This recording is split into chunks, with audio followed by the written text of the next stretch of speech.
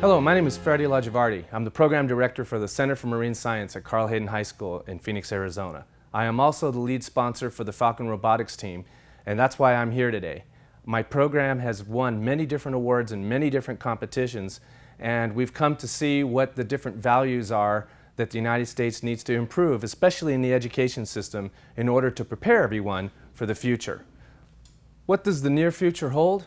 We have unprecedented exploding STEM, that's science, technology, engineering, and mathematics. Never before in the history of man have so many areas of science had the ability to move so fast into development. One of the things is the democratization of technology. The fact that you and I can get a hold of technology that 5 or 10 years ago we didn't have access to. And so many people, anybody could come up with the next iPhone or the next camera that everybody's got to have. So here we'd like to show you some examples of robotics that are going on around the world today. This right here is called animal robotics. It's basically imitating the movements of a cheetah, and you can see that they can get the speeds up to 28 miles an hour. Here's another robot that's called a Mule. The military is developing to carry the packs and everything that all the soldiers do, or it could carry even a soldier out if they're injured or anything. It can carry about 350 pounds. You can even see the robot here struggling to stand up, even on ice. The robot's also designed to negotiate different obstacles, so the various terrains are not something that will cause it to not be able to go wherever the soldiers can go. And this is my favorite here. It's the gazelle, where it looks like it can jump over anything. Another area of robotics is bionics, being able to put arms on people who have had either amputations, either because of military injuries or they've been born without arms. And you can see the sophistication at which the arms have been developed. You can pull nuts and bolts apart and even catch a ball. The goal is to have the arm being able to be controlled by your mind. It's not quite there yet, but that's the next step. We also have autonomous vehicles. These are basically robotic cars. These cars can navigate by themselves using GPS and, to be honest with you, drive better than most humans that I know. Here you can see the Carnegie Mellon car that is being tested at a DARPA Urban Challenge here, and it drives beautifully. Of course, all the different equipment that you see there will be integrated into the car, so you won't see all the cameras and everything like you do in this video. A little closer to home, you can build these quadcopters very, very inexpensively now and fly them around, and they're getting quite sophisticated where you can put different cameras on them and different control systems so that you can have an incredible degree of control, being able to just have recreational fun with them or use them in the military for scouting around to see where the enemy is or spy on your neighbor if that's what you really want to do. And these are, again, very, very inexpensive and very easy to get into. The next video you're seeing here is the one that kind of gives me the heebie-jeebies, is robotics where the robots look like people. And here is a robot demonstrating its ability to walk, and it's getting more and more closer to what human beings can actually do, and being able to do some maneuvers. Here he's, I guess, demonstrating his karate poses. And there are lots of robots out there. Honda has one called the Asimo that is also very sophisticated and can actually run. So the area of robotics is dramatically improving, and the cost of these robots is dropping, and the technological abilities of these robots is increasing rapidly. Where are we in education to get ready? In the United States, we currently rank 48th in the area of science and technology and mathematics. 48 out of developing countries. We're not doing a very good job. 50% of all the patents in the world that were issued in the last year or two have gone to other countries beside the United States. While that might not sound very bad at first, we used to have way more higher percentage than that. 1/3 of the industrialized factories in the United States that need a workforce can't find a workforce that's skilled enough to fill the spots that they have. So a lot of those jobs have to be shipped off to other countries where they do have the workforce skill to do this.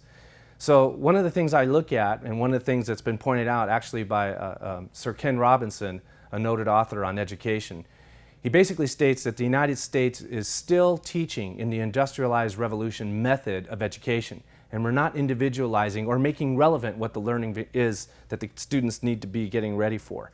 So there's a lot of things that the United States needs to do in order to get ready for the upcoming future in science, technology, engineering, and mathematics. What are we doing as a society to get ready?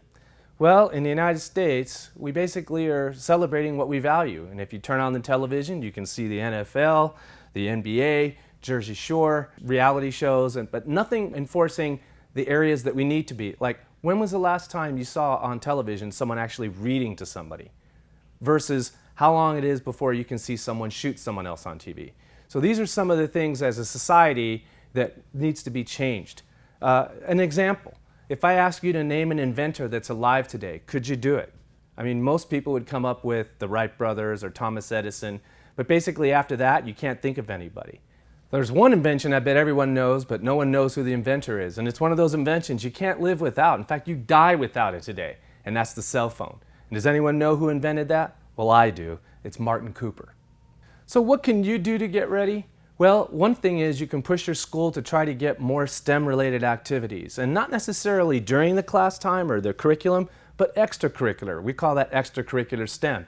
So after school, you can maybe spend a couple hours doing robotics, either through Lego robotics or the larger robots that the high schools do called FIRST Robotics. There's all kinds of choices.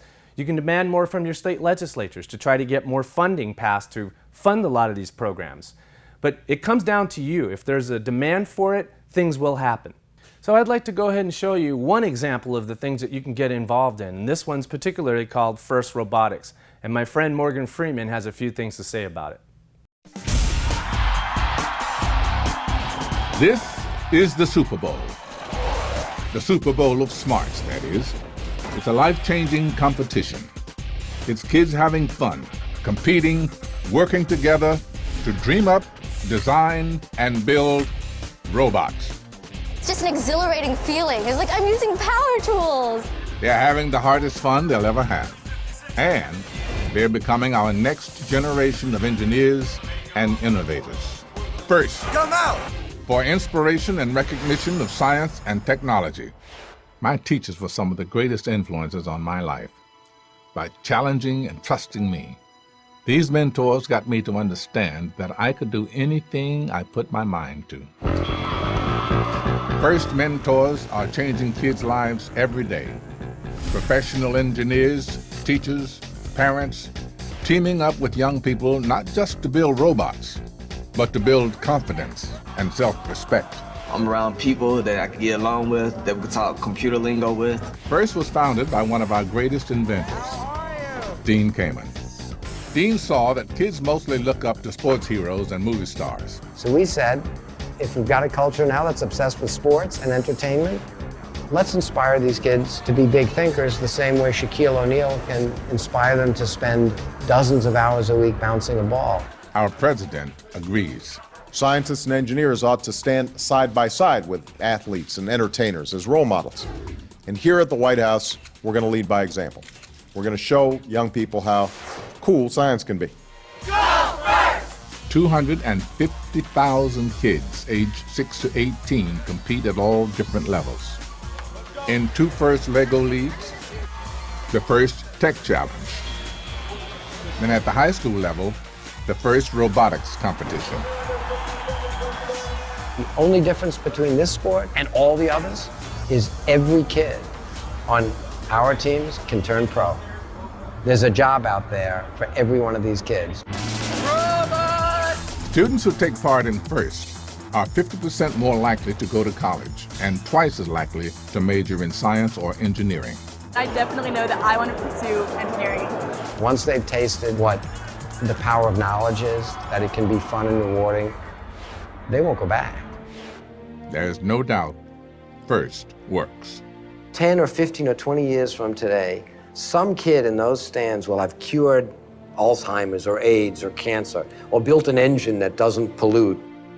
Look at these kids. They're the future.